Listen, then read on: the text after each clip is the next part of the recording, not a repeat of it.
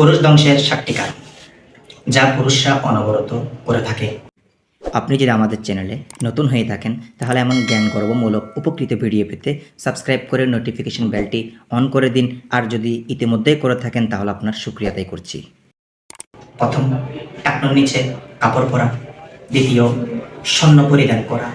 তৃতীয়, পুরুষরা নারীর সাদৃশ্য অবলম্বন করা এবং নারীরাও পুরুষের সাদৃশ্য অবলম্বন করা। শরীরসম্মত কারণ ব্যতীত জামাতে নামাজ আদায় না করা।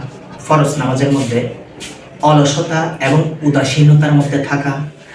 ষষ্ঠ, মদ্যপান কিংবা নেশায় আসক্ত হওয়া।